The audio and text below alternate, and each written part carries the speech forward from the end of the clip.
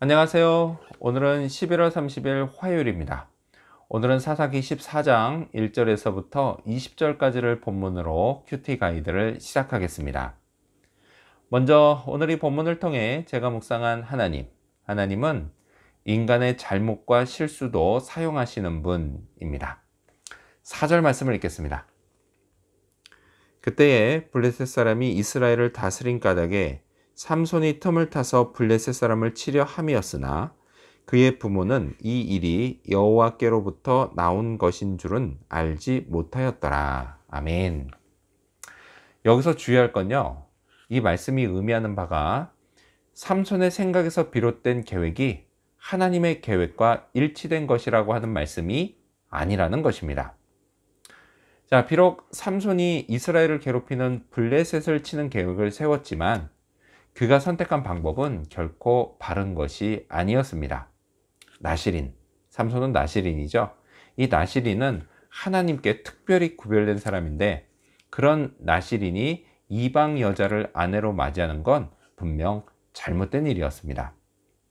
자, 그런데 하나님은요, 이런 인간의 잘못까지도 사용하셔서 당신의 계획을 성취시켜 나가십니다. 이건요, 장가들려고 블레셋에 가던 삼손에게 여호와의 영이 강하게 임하시는 것을 통해 알 수 있습니다. 자, 또한 하나님은요, 인간의 실수조차도 사용하십니다. 자, 블레셋 여자가 7일 동안 징징거리자 이를 참다 못한 삼손은 수수께끼의 비밀을 발설하는 실수를 하고 맙니다. 하나님은요, 이 실수조차도 사용하셔서 또다시 여호와의 영이 삼손에게 갑자기 임하게 하셨습니다. 물론요, 나의 잘못과 실수가 하나님께 쓰임받았다고 해서 그 잘못과 실수에 대해 나에게 아무 잘못도 없는 것은 아닙니다. 예수님의 십자가의 대속의 피로 저는 이미 모든 죄를 용서받았지만 여전히 똑같은 죄를 다시 짓지 않도록 늘 주의해야 합니다. 실수도 마찬가지죠. 저에게 소원이 있다면요, 저의 이런 잘못과 실수보다는 제가 잘한 일이 하나님의 계획이 성취되는데 쓰임받는 것입니다. 자, 그렇다면 계속해서 오늘 이 본문을 통해 제가 발견한 인간의 모습, 어떤 게 있을까요? 오늘은 극단적으로 말하는 모습을 볼 수 있습니다. 자, 30명의 블레셋 청년들과 삼손의 아내가 된 여자, 그리고 삼손이 한 말이요, 15절과 16절에 걸쳐 나옵니다.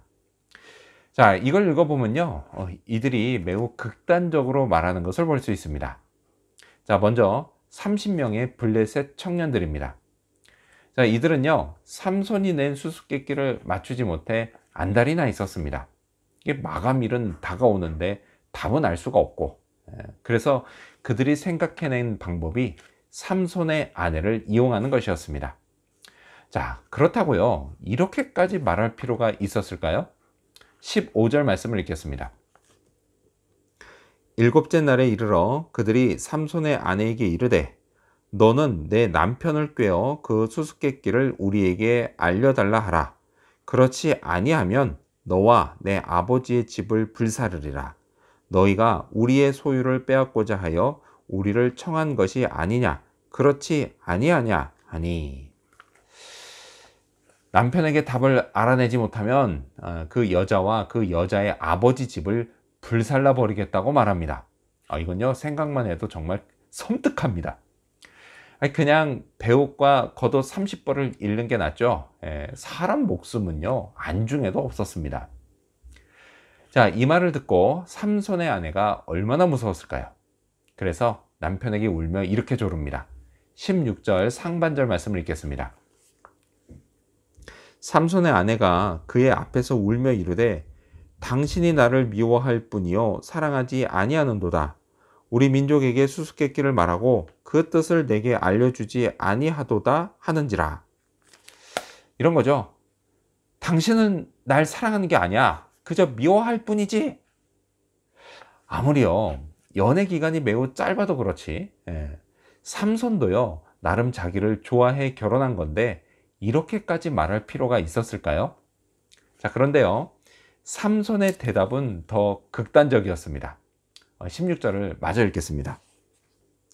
삼손이 그에게 이르되 보라 내가 그것을 나의 부모에게도 알려주지 아니하였거든 어찌 그대에게 알게 하리요 하였으나. 그냥 알려주지 않겠다 이렇게 말하지 굳이 자기 부모님한테도 말하지 않았다는 말, 이런 말을 꼭 할 필요가 있었을까요? 그 비교당하는 말을 들으면요 누구나 기분이 상합니다.